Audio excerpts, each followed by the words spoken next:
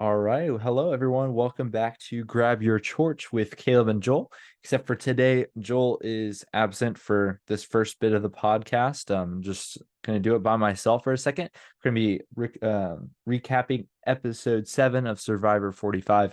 And we had an interesting double tribal council tonight. And I thought that the entire, episode was just crazy from start to finish. There's a lot going on, a lot to unpack. I'd like to start just by acknowledging how broken I feel like the system is right now with the merge, like not being an actual merge. So like when all the players get together on one beach, they're in uh what is it, purgatory, and then after that then they have another two votes where they get split up yet again after they were already split up once, and then they have to suddenly adapt from day 13 to day 14 and then vote out two people.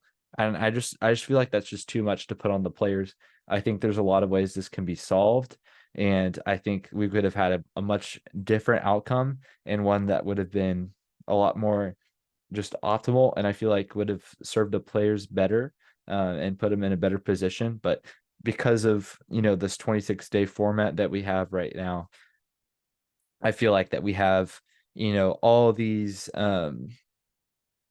players that are don't have enough time, and so they are aligned with who they're aligned with in the beginning, and they don't have, time to make bonds with other people. And so I feel like that was the case, at least with Kaleb, in that first part of the episode, or with the second tribal council, like the three Reba members on that tribe, which were Dee, Julie, and Austin. They were like, oh, I guess we're just going to stick together and vote out Kaleb again because he was already immune last time. And so it was very simple and easy move for them. But I feel like it could have changed a little bit if they had more time to spend with him, or if they had, just as a whole, they actually all voted together. And I just can't help but think like there's so many ways to fix this and so many ways to make it slightly better than what it has been.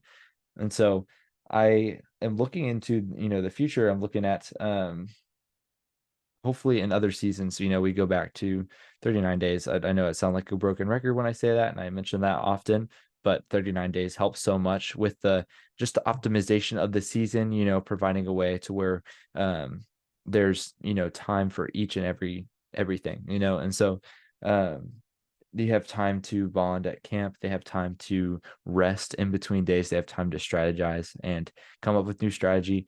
I feel like you're asking too much of the players, to go back to back and then ask one of them after making the merge to not even make the jury, which is just terrible. Like, even though we haven't had a lot of Sifu on our screen, like he still was kind of screwed by this twist of like, hey, we're gonna have, two people go home tonight. It's gonna be a split tribal. Whoever loses the first one, you're not making the jury. Like, that's messed up. Like, their whole goal, on the show is to,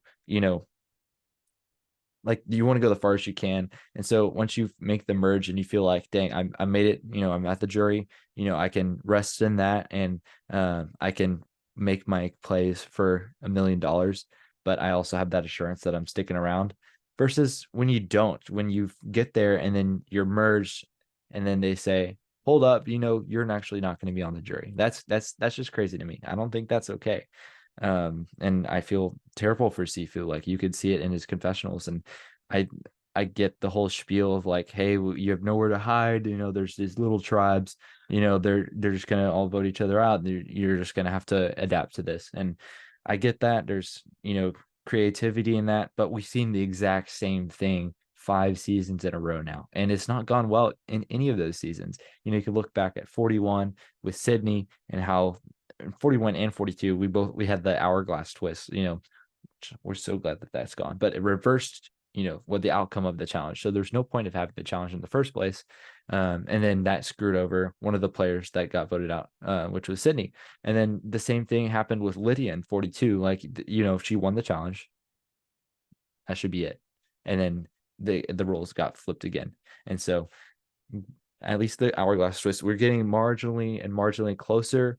I think at the beginning of the season there was a lot of production decisions that I agreed with, but with these last two episodes, it just reminded me of how bad like the Mergatory is and how we need to the Mergatory combined with the two vote tribal council, like that's really what's affecting the game a lot. And so I think we need to, return to what we had in the past, because frankly, like in the past seasons, once there's a lot more room for the players to actually play when they have, a season where there's 12 people on all voting to, all voting and all being eligible to be voted out. Like we've been hinting at this Bruce versus Katura the entire season, and I've been saying like it's coming. We have the merge, like it's gonna happen. But I wasn't thinking about the, the Mergatory and then the split tribal. Like Bruce and Katura ended up both being safe last week, and then this week they were split up, so they still weren't on the same tribe to like gun after each other, which is just crazy to me. Like we've had this set up for so long, like it's kind of overdue for payoff. And so I hope that there's something that we get. Once again, I sound like a broken record in saying like, oh, we'll see Bruce versus Katura next week. But I honestly feel that way. I think after the events of this last night's episode, we've seen how cracked the Bella tribe really is. So if I can go into that real quick, we can talk about Katura's relationship with both Kaleb and Jake. I thought it was interesting. I think honestly, looking back at the episode, I think the best move would have been for Kaleb and Jake not to say anything about the idol, or if like at that point it was kind of too late. They should have, you know, said it beforehand, like right after it happened, or just but let it happen. And then if Austin told her that, they could say, no, that's just not true. He's making that up, and they would trust her. So like she's it was I feel like it was a bad move to come clean in that moment because it made them feel like they were pandering to her and like trying to get her vote when she was like, well, y'all just broke my trust. I'm not going to do that. And so because of that, they had to target her. And so I think or she had to target Kaleb and just go with the majority. And I think that was the best move for her in that moment. I would have made the same move. But I also do think on the other side, like just because I enjoy watching Kaleb so much on my screen, and I was so sad that he got voted out this week. I was upset about the outcome. I was upset that that Couture made that move, even though it was right. I wish that, you know, Kaleb and Jake could have thought about that a little bit more and said like, let's maybe just hold off on that information, like as because we've waited too long at this point. Like it's been, even though it's been like 2 days, which is very, very short amount of time. Like there's been so much that's happened. They've had Kaleb use his shot in the dark. They've gone to the merge. They're now split up again. And so there's all this stuff that's happened in between now and then. At that point, it's kind of like, we just gotta, suck it up and move on, and so just looking at Bellum as a whole, I think they're screwed. Like everyone's gunning after each other. I think like Kendra and Bruce don't like each other. Bruce and Katura don't like each other. Kelly's just trying to be the glue and hold it all together and say, we just need to work with Bruce. She's also annoyed with Bruce. Everyone's annoyed with Bruce. He's hard to work with, but at the same time, they need it because he's not really necessarily a big threat at this point in the game. Like they voted out Sifu before him, which going into that, I also think that was the smart move just because of his idol. And if they put all the votes on him and then he played his idol, like that would kind of look bad for all the people that are aligned with him. Like they need to come up with another time where they can go after him. I do wish they would have fleshed it out though, because like they all knew about it. So why don't they just try to take it out of the game by saying, hey, I think some votes are coming your way, yada yada. Like Kelly would have been great at that, saying like, yeah, Kendra's going after you, all this stuff. I thought there could be an actual possibility that Bruce could play his idol, but he ended up not. And so after watching that happen, after seeing Sifu go, even though it was tragic that he didn't make the jury, I'm honestly I was glad it was him versus Bruce just because we haven't seen as much from Sifu, and I think he's a great person. He was enjoyable to watch. sad that it happened, but I'm also glad that we have a lot of contenders going into this final 10 where we'll actually have normal votes, and it's going to be, a breath of fresh air in my opinion. And then to go back to the Bello tribe, Jake, I feel like the episode was really about him and the way he, was saying, I need Kaleb. I want Kaleb. That was kind of like his message in this episode, like saying like, I'm going to do whatever it takes, to keep Kaleb, and he lost, and that's part of Survivor. Like sometimes stuff doesn't work out the way you want it to, but I really applaud him for like actually going for that and trying to make sure like he was taking it over. It would have been the right move to weaken Reba. Like they are so powerful right now in this game. They have a solid group of four within, a tribe of 10. They only need a couple of votes, on their side, a couple of people that choose to work with them. Because I don't know about you, but I feel like while Kelly's trying to hold it all together, Kendra and maybe Katura will go over and say like, hey, we don't really like Bruce. Let's vote Bruce out. And Reba's like, sure, we'll fine with that. I just feel like we haven't really seen anything about targeting Reba until tonight, and it failed, just because of how powerful they are. I think they could have taken a shot at Drew tonight over Sifu, but he played it well. He stayed under the radar. He's like, whatever y'all want to do, I'll do it. And so I think that was smart on Drew, and he also could have noped out a tribal if he wanted to. And so I really think that the four Rebas are in a strong position. I do think that they all have a pretty good chance on winning the game at this point. I could see Bello just eating each other for the next few episodes, and well, at least original Bello, like all of them, one after the other. Hopefully not, because Kelly's my winner pick, and I feel like she's playing very well right now. She's under the radar still, even though she won an immunity. I feel like she's still quite under the radar. Everyone wants to work with her, and people aren't realizing that yet. Like people aren't realizing that, oh wait, everyone wants to work with her. Maybe she's a threat. Maybe we need to target her. And I hope that doesn't come. And I hope that she can make it all the way through. Because she's playing a very low key, but she's very intentional about where she aligns and where she puts her votes, and different things like that. Like this was I guess this was just her second tribal where she's voted in. And so, I mean, last week is just kind of an outlier because everyone was all against Kaleb, and then everyone was all against Jay right after that. But this episode, she was able to be on that split tribe, and say, let's just all stay together, for now. Let's play nicey nice. Let's take out Sifu. It's smart for all of our game. But it's going down next week. Bella's just, headed to the ground at full speed. And then so we got our 5 Bello people. We got our 4 Reba. Who's left? Emily. And we got very little of her this week. And kind of, stuff from her saying, yeah, I don't know. Like, I think it's time to, part ways with Kaleb, which I think was smart. And it ended up working out that she chose a good timing for that because he got voted out immediately afterwards. And so now she's on her own. She's in a prime position in this game to just take it over. And I think she has a really strong chance of winning the game. And it would just be crazy to watch her pull that off. And I'm looking forward to seeing what she can do and seeing just what like different ways that she can maneuver and who she's going to work with. I think since Kaleb's gone, they were only seen together. They're kind of seen as individuals, and Bello kind of sees, or actually Reba kind of sees her as a number because she worked with Austin and Drew. And so I feel like that's another number for the Rebas that's going to really help. And I hope that they realize that Emily realized she's on the bottom of those 5, because like that's pretty obvious because the Rebas were together from the beginning.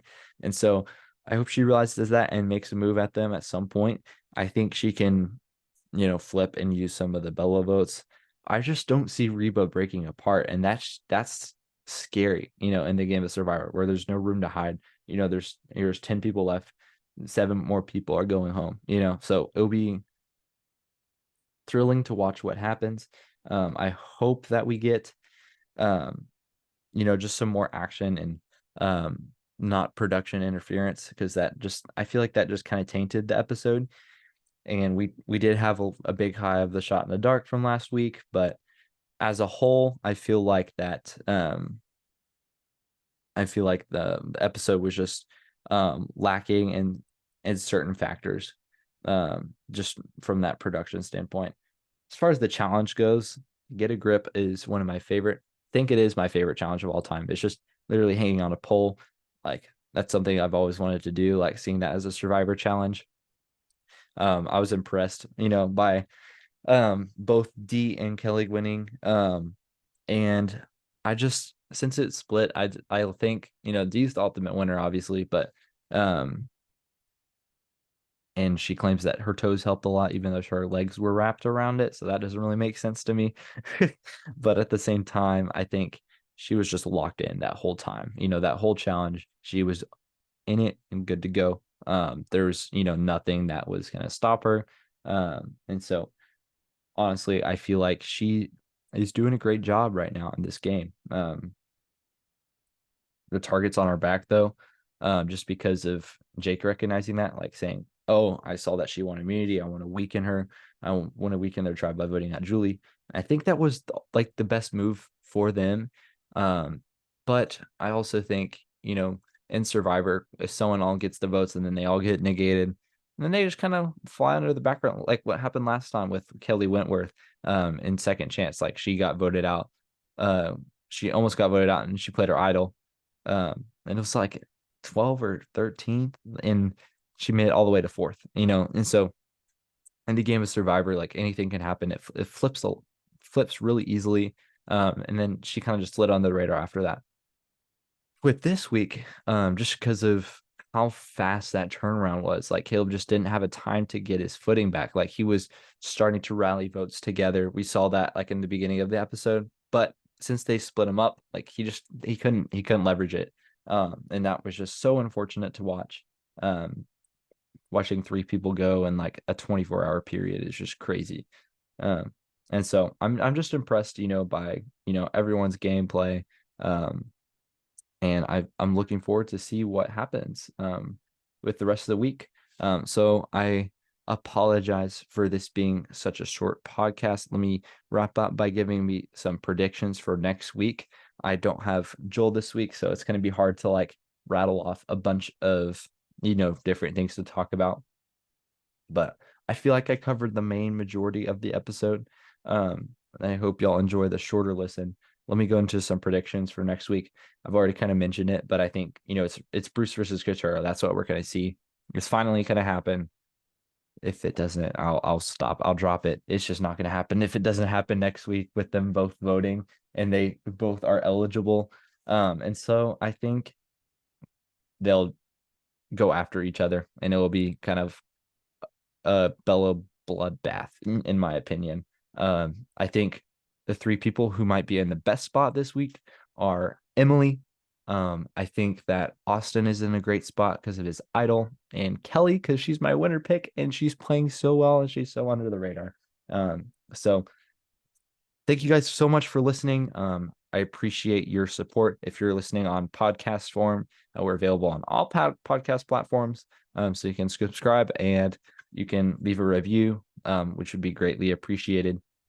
If you're watching on YouTube, please like, subscribe, and comment just any suggestions, to make this podcast more enjoyable. And please share with people that might be interested, because leaving those likes and comments may not seem like much, but it helps with the YouTube algorithm and it helps people to see our content. And so other Survivor fans can have a chance to listen to the podcast as well. And so thank you guys once again. We'll be back next week, full-fledged, me and Joel.